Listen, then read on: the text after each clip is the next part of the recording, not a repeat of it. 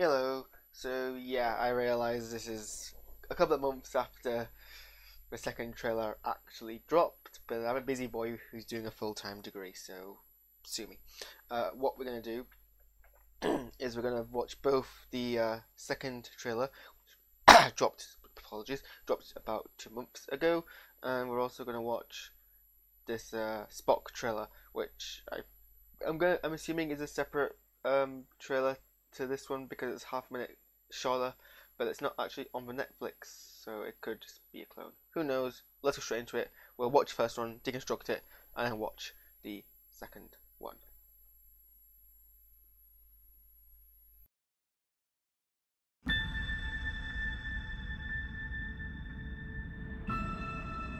Starfleet is a promise. I give my life for you, you give your life for me. And nobody gets left behind. Aye, Captain. 7 signals appeared across the galaxy. Discovery was determining the source and intent of those signals. Spock needs our help. He had a vision. And he called it the Red Angel. I've seen this angel too. And I had this unmistakable feeling. As if everything was gonna be all right. I would like to believe in something like that. Something out there that intervened before all was lost. You like being back in the saddle? It's an invigorating ride. If there's anybody down there, I'm not leaving them to die. We could be walking into a trap. Something about this isn't adding up. Be careful, Captain. Are you ready to execute this deeply insane plan of yours? This might hurt a bit.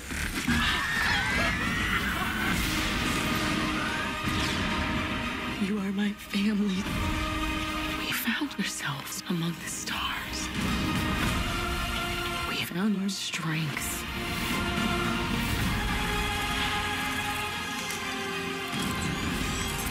This feels bad. Discovery could be doing something impossible. Hold tight. Oh my god.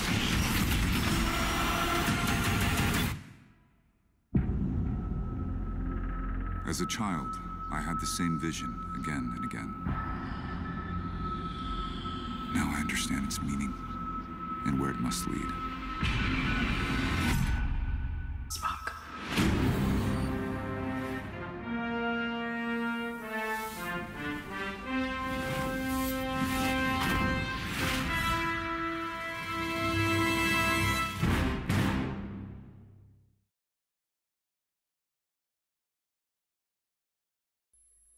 Yeah, I mean, I didn't enjoy that trailer as much as I enjoyed the first trailer for Star Trek Discovery Season 2, because that seemed more fun, which I was playing into the kind of. Okay, well, I mean, I think we've got a fair grasp of what the kind of arc is. There's a lot actually to deconstruct, so I guess the best thing to do is just go through this progressively. I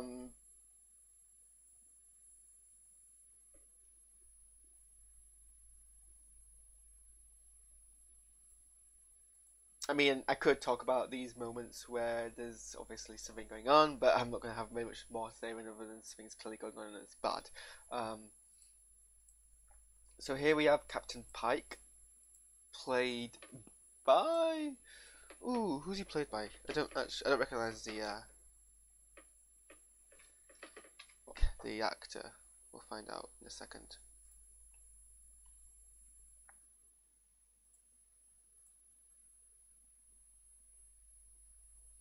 So we have Anson Mount, who I have not seen before, but he apparently was in Inhumans, Marvel's Inhumans, which was that short-lived adaptation, which I haven't also not seen yet.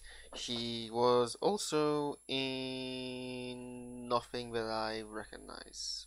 Oh, ooh, okay. Well, he was in Dollhouse, in one episode.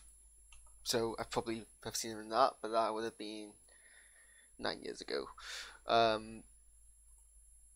Yeah, I mean, it's so obviously they recast Pike because he was played by Bruce Greenwood in the films.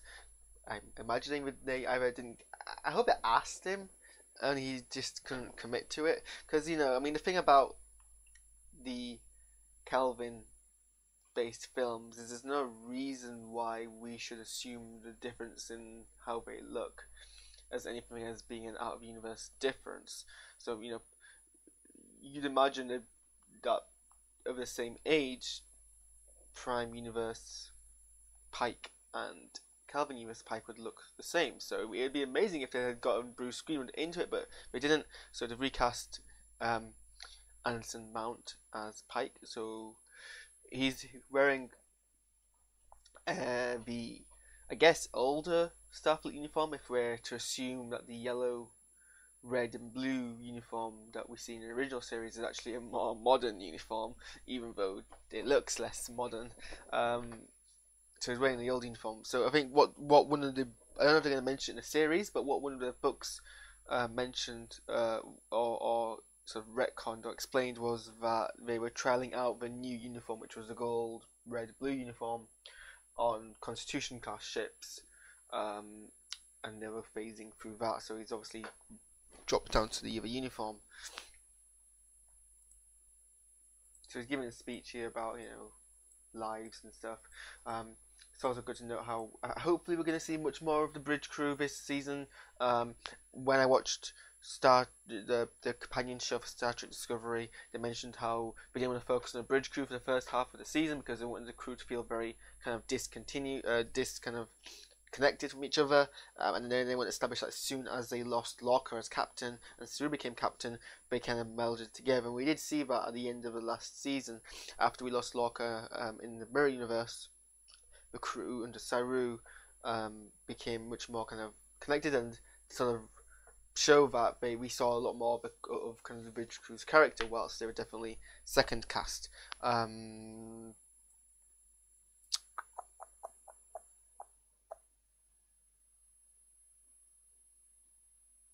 Although none of them are according to Wikipedia's casting characters, none of the bridge crew, apart from obviously Burnham, Saru, Stammons, Tilly, interestingly Culber, who died, and Pike are main cast.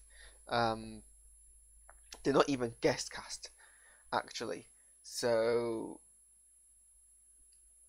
it's a bit of a shame. So traditionally, the bridge crew were the main cast of every kind of Star Trek, whilst the bridge crew, whilst it's other crew here who are the main cast.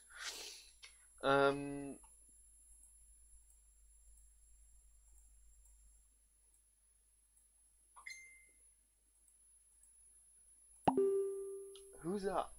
I didn't see. I've not got a good view of them, so I can't work out who I'm looking at here.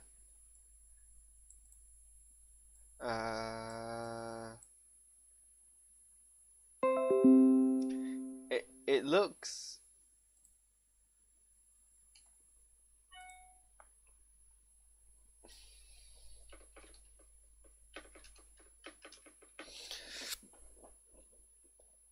I mean, from this view, it looked like.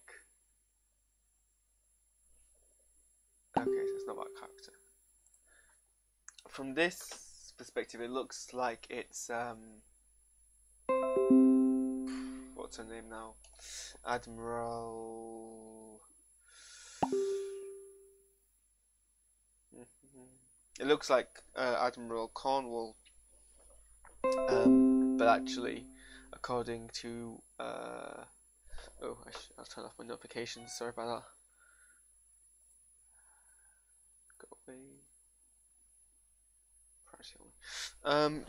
According to Wikipedia, Jane Brooke hasn't been confirmed to be in the next season yet. But I think she's going to be, or whatever. It looks like Catherine Cornwall, but I can't see any context for why this would be her giving Burnham a hug. I feel like we should know who she is, some context, but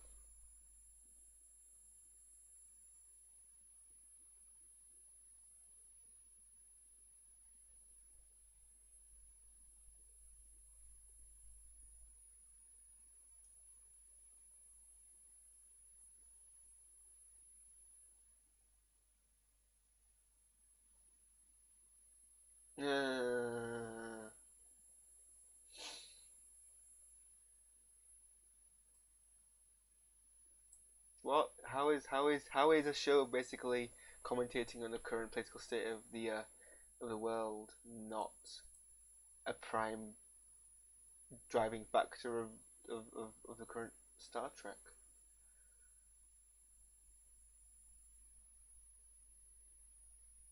I mean, I talked a lot about I live blogged um my thoughts on Star Trek on my blog when I was watching it, so you can see that from my opinions. Um, yeah, so I don't know who this is. It looks like Jane Brooke, but I can't see why it would be Jane Brooke's character of Katrina Cornwall. So, um, but I wonder who it is. So obviously we get given this kind of tease about a thing called Red Angel, which is what we saw briefly in last trailer. Glowy alien creatures aren't a new thing to Star Trek. We had obviously the Folians. We have the next generation was fond of aliens who became enlightened and kind of became more powerful and stuff. So that was a thing. So this might be a flashback to before when she was part of the Shenzhou crew. And then here we have Michelle Yeoh as Philippa Jojo, in her new capacity as a agent of Section 31, and I'm a big fan of Section 31 storylines, more so in DS9 than kind of the appearances in Enterprise or Star Trek Into Darkness, but I think I'm a big enough fan of Section 31 as a concept in Star Trek that I'll fanboy over its appearance, regardless of how it's used. Hopefully they don't overuse it. I read a blog, I think someone wrote about how they were that Section 31 only really works in the context of DS9 and Enterprise writers using it, kind of devalued that. Hopefully that won't be the case, and we will, But yeah, obviously she's disguised as a Klingon, and obviously quite a freaky kind of transformation there into her own form. So hopefully we're going to see a lot of her. She was an interesting character, so hopefully we will see more. Well, I mean, she's a recurring character, so... Oh, well, actually, she's a guest character, so maybe we don't see as much of her in here. And that'll be Section 31 com badge. There's a symbol there, but I don't... Oh, no, that's the medical... So this is a medical base of some sort that's been attacked.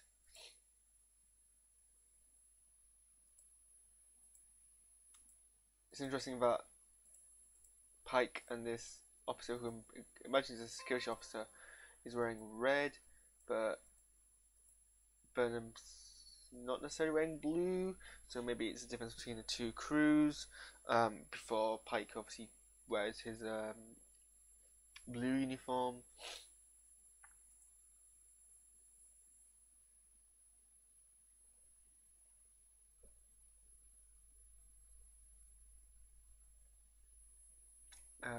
Burnham's having a haircut.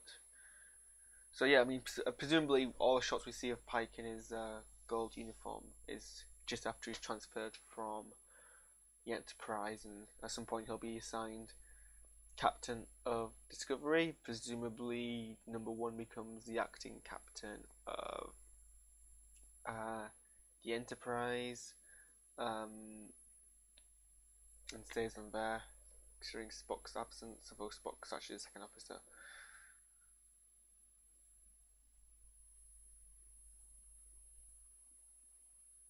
So, the Klingons are being more brought in line with how we know and love them. A lot of people, me included, weren't a fan of how the Klingons looked in the first season, because it kind of was discontinuous with how they looked in the original series. Bear in mind, this is actually taking place. This is taking place after the first episode of this original series. If we're taking not the cage. What's the first episode of the original series called? The pilot episode that was not broadcast. This is happening after that.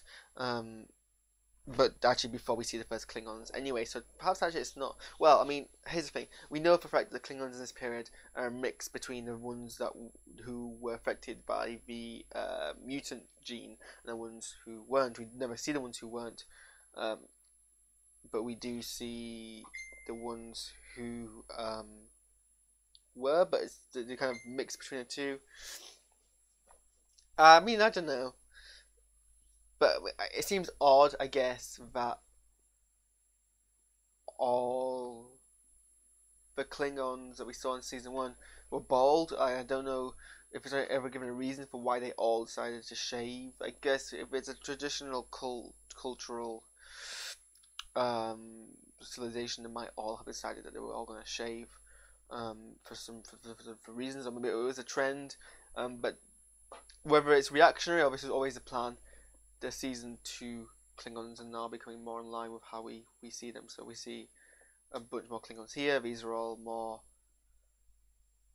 Although I don't know what's happening with their face there. I'm not even talking about effects. I mean, just I don't know. It looks a bit weird.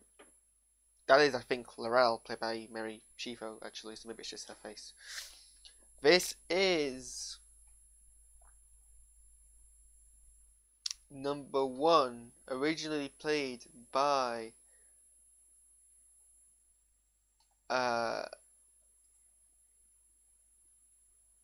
Majel Barrett, Roddenberry's wife, in the original, in the Mengari, the original pilot episode, and now recast obviously by Rebecca Romijn, who is known for playing Mystique in some of the X-Men films. I'm going to assume it's the first 3. Yes, the first 3.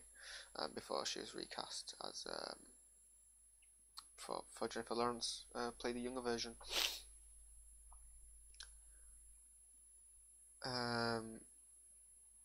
And we see her wearing the gold uniform. Obviously, this gold uniform isn't the uniform we see in. And this is a confusing bit because we see. So, if I drag us over, this is. Okay, I can't drag. Siri was speaking to me there. I can't. I need to try to drag us over, and I couldn't because it's a different window.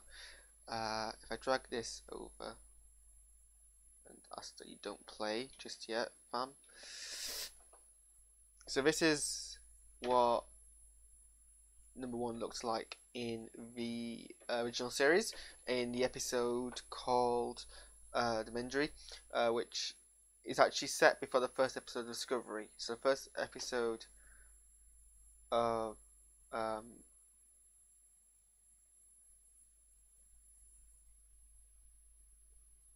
hang on, no. So wait, sorry. So it's the cage that was the first episode. That's what I thought. I just blanked and assumed I was wrong. So this is what she looks like from the cage, and also obviously the Menagari. But the cage is actually set.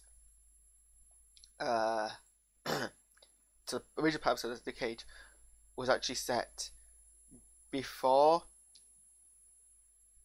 It was set. I don't know what start date was, and then the next pilot episodes, when no one's gone before, was set a bunch of years later, and in that time between is when Discovery is set. So bear in mind that before this, the uniform for everyone, I guess, was this.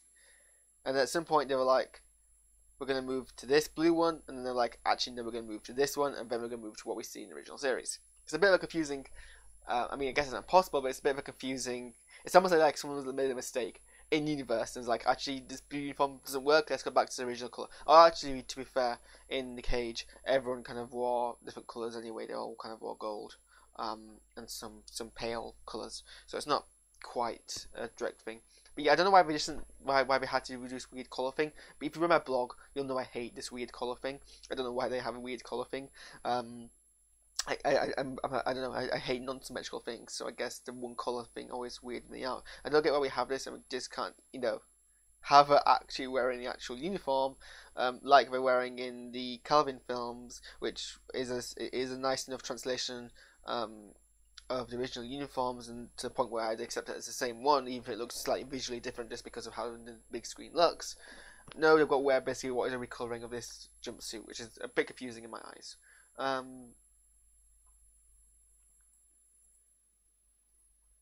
But I mean, other than that, obviously we don't see enough of us to know how much of a. I need to watch The Cage before I watch Star Trek Discovery, so I can compare what Pike and Number One kind of act as in and see what the characterization is like. I remember this is very similar. That seems like a paladin mistake.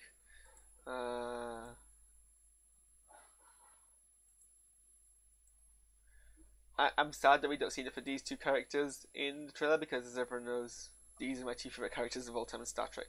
Well, I mean, that's probably not true, but I do love Tilly and I do love Stamets.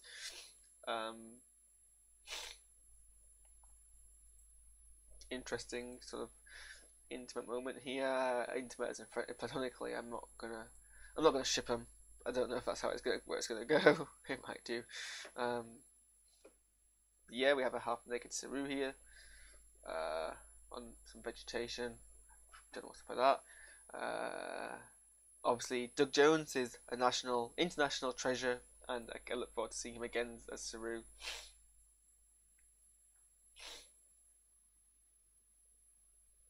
This is Sarek, who I guess was also recast from the films in the first season. So this is James Frain playing Sarek, rather than who played Sarek in the films?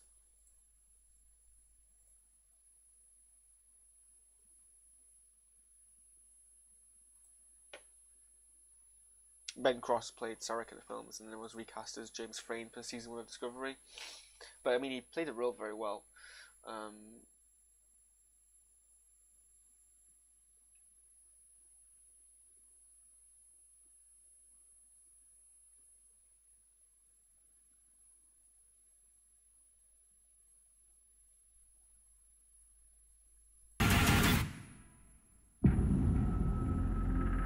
As a child, I had the same vision again and again. So that sounds like it's probably, I don't know, I'm not familiar. So Spock's also been recast as well.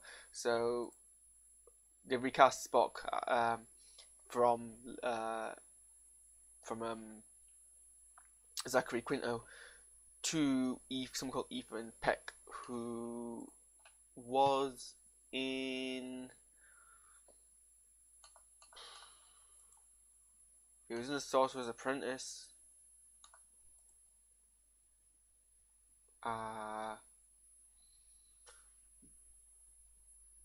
Don't know who was, but he was in Sorcerer's Apprentice.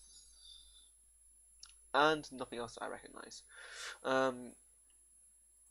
So clearly they couldn't get Zachary Quinto to reprise his role, so they've got Ethan Peck, who I don't know if it's just the beard, but I don't think he looks very Spock-like to me. Well, Zachary Quinto did a fantastic job at kind of bringing the spirit of Leonard Nimoy back for the modern era. And hearing that bit of voiceover, I'm assuming that it's Ethan Peck trying to do Spock. Again, like Zachary Quinto, his delivery of words, it was very Spock-like. Again, this is only a small bit, and we're going to watch the other trailer where I think it has more of Spock in it.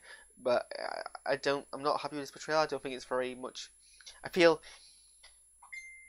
some might say, oh, let the characters bring their own take on the character. Let the actors bring their own take on a character. And I think that's fine for the most part. But I think this thing historically is Spock. You need to be able to basically do the same character.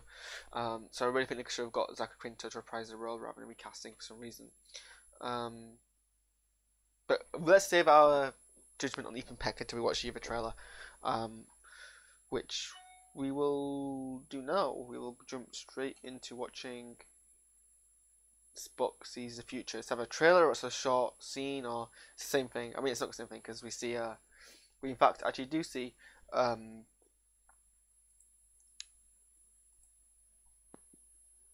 Jane Brooke as Katrina Cornwall. Yeah, so let us go check.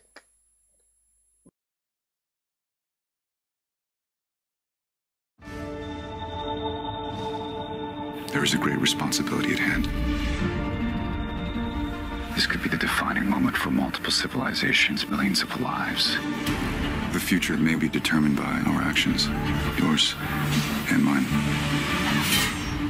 We're really on the other side of the looking glass now, aren't we? We're investigating 7 red bursts. These signals typically follow the arrival of a being we call the Red Angel. This angel showed me an apocalyptic vision. Someone or something is going to end all sentient life in the galaxy. Quite the welcome. Captain Georgia. We joined Section 31. Fancy. Covert ops, threat assessment. Fun times. It's Section 31's position that the Red Angel should be considered dangerous. We're in the middle of a fight for the future.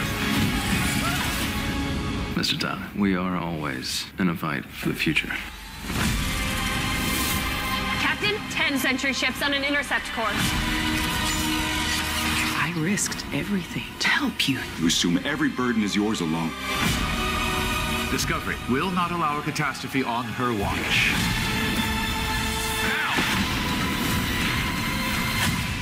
It worked. I mean, of course it worked. Lord knows what's waiting for us out there. Be bold. Be brave. Be courageous. Captain, we are riding into danger. Is that a smile I see on your face? Yes. Welcome to Discovery. Maximum warp. Aye, sir.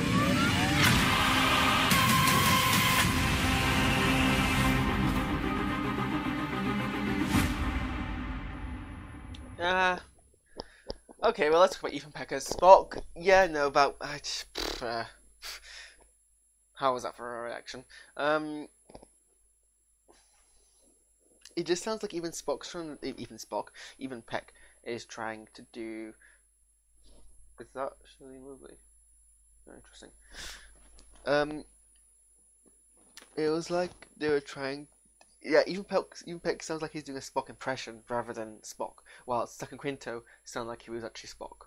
They were like, it's like when you do an accent and you keep slipping, so it's like, you know, it's like he was trying, he kept slipping from actually doing quite a good Spock delivery, sounding a lot like Zachary Quinto, and then sounding not like Zachary Quinto. I mean, at no point did he come close to Leonard Nimoy, but Leonard Nimoy has a very distinct voice, which is hard to do without it sounding naff. But I think you can very easily get away with. Zachary Quinto captured the spirits. I think if you get close to what he did, it's fine. Let's have a gander at the other things in here. Oh.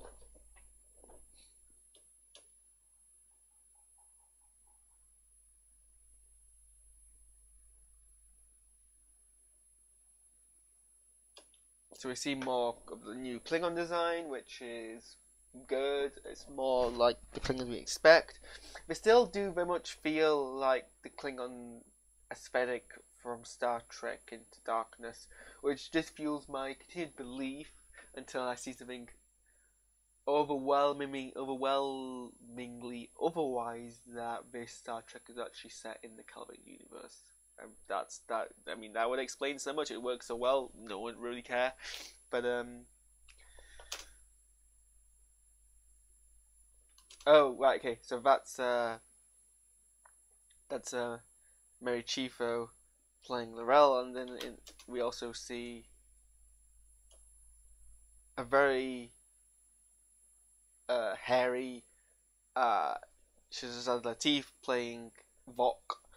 In his Ash Tyler appearance, or rather both Spock and Ash Tyler, because as you know, they're both. I think he decided to stay with Laurel to help kind of advise her as new Chancellor. So this is perhaps challenges from other Klingons who don't feel that they should be leading, and so they're fighting to maintain their control. Although the kind of destructive look of the background suggests that it perhaps might be a challenge and more of an attack, in which case for them to get this far isn't probably the best, but that kind of continues where we left them off of.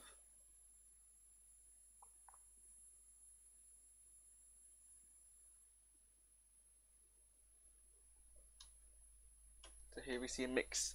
We have the command gold, science blue, and operational red in the background. And again, like if you cover the top half of their bodies and the zips, kind of looks a lot like the old uniform, which would be fine. But then they have these armbands and the zip and the collar, and I'm like, why? You went so much to weight, and then you just tag these on, and I don't know why. So obviously, it's very much establishing about the arc. So whilst the first season covered kind of the Klingon War, which is a part of Star Trek history we already knew was happening, this is something which I don't think has any precedent in kind of Star Trek ethos, so it's very much a new area. Here we see Jane Brooke playing Katrina Cornwall.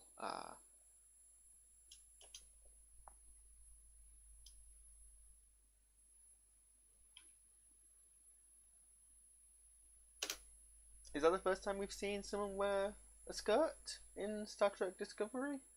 The person second from the right is wearing a skirt. I also think the person on the far left is wearing shorts, so that might just be the way the lighting is. But there's a certain cut off part of his leg there, here, and which has precedent because a lot of uniforms they had skants and they had skirts and they had shorts in Next Generation, but they kind of phased those out as it didn't really work as well. So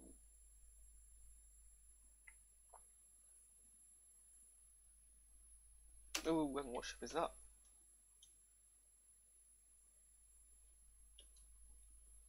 Okay, interesting. So that's it looks like a Federation ship. It has the right nacelles for a Federation ship, but it's lacking the kind of disc main body structure that we're familiar with.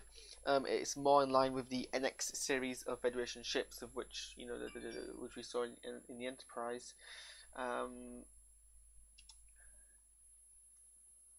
So clearly an earlier ship, perhaps, because it doesn't follow the same kind of system. It's not a ship we've seen before, I don't believe.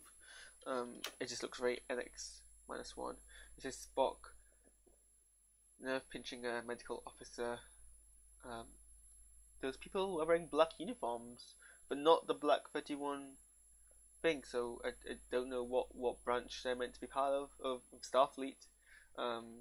Hopefully that'll be explained. Oh, so there we see Ash Tyler back in a Starfleet uniform, just with longer hair and stronger beard. If you can describe a beard as stronger. So obviously there's something happening there. Clearly this has got to a point, because when we left, Burnham was not comfortable being around Tyler, as you would probably be after what happened there, and I love that kind of portrayal. So they didn't leave things off on the best kind of footing, but clearly she doesn't seem uneasy around him, so this is clearly some way down the line after they've been reintroduced. And it's interesting that he's back in a Starfleet uniform, and he has a comm badge, which notably Burnham was denied. I say comm badge at this point, they're not actually communication, they're just insignia, but Burnham was not allowed to wear insignia for the entirety of her time, even though she was clearly senior crew. While she was still a crewman and a specialist, even though she was part of crew. So if we're taking the badges to be rank, clearly he's been reinstated with some kind of rank. Or we just read my blogs about how I hated that they didn't have any badges on, and they've been like, well, he might have rank, but he still wears a badge. Interestingly, that you see Burnham in a skirt as well. I mean, well, I guess it's the same thing she's wearing when she's talking to Spock earlier, because this isn't a Starfleet uniform. Then we see Tyler wearing the battle gear, slightly damaged.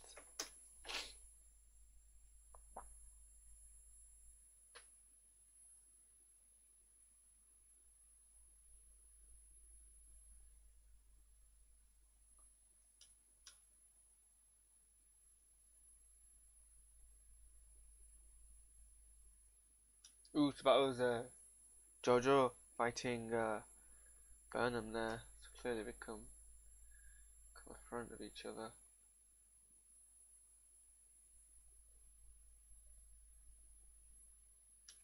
That's I don't know if I can't remember if we saw any of these. I think we did actually. But this is a very much traditional runabout or the actual shuttle that we didn't really see much of, I don't think, in the last series.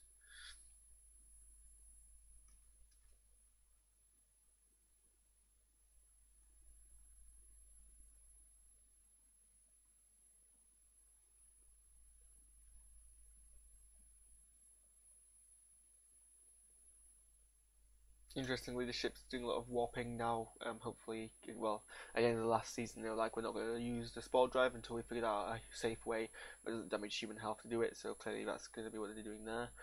Yeah, that's my deconstruction. I mean, I like Discovery. I liked the season 1.